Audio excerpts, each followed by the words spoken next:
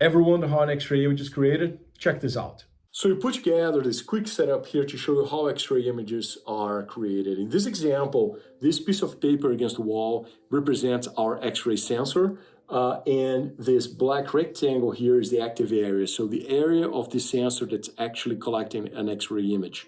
And this flashlight is our X-ray source. So what we're going to do here is to point our X-ray source towards the X-ray sensor, and we're going to put a sample, in this case my hand, in between the X-ray source and the X-ray sensor. And as you can see, there's a shadow projected on the sensor, and that's my X-ray image, right? And that's why in the old days, X-ray images were called shadowgrams. Basically, they were shadows of the X-ray photons that hit the X-ray sensor.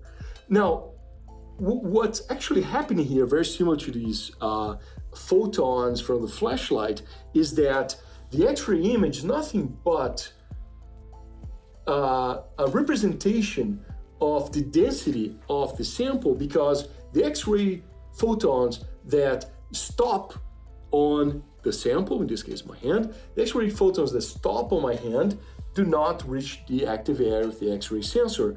On the other hand, the X-ray photons that go around my hand and reach the X-ray sensor project and deposit energy on the pixel of the X-ray sensor.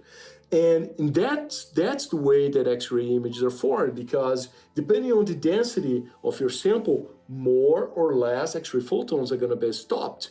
The more X-ray photons are stopped, the darker it is the X-ray image, because it creates more of a shadow. The lighter the X-ray sample, like air in this case, the more X-ray photons are going to pass through and reach the active area, depositing energy on those pixels, right? So that's why X-rays and X-ray inspection is a very powerful tool to look for the density of the sample. And you can see through objects. In this case, if this was an actual X-ray machine, I would be able to see the bones on my hand, because the flesh is much lighter than bones. So I can basically, the bones are going to stop a bunch of X-ray photons, and the flesh is going to let most of the X-ray photons go through. Now, the other important feature for you to recognize is that depending on the energy of the X-ray photons, they will have a higher or lower probability to go through matter.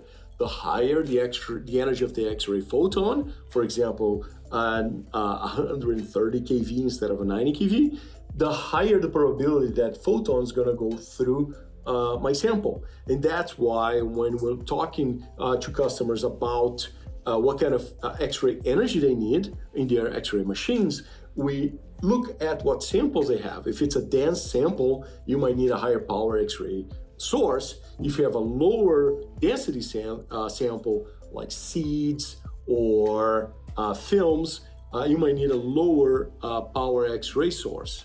An example of a higher density sample would be copper or steel, or in materials that will, with a high probability, stop the X-ray photons from traveling.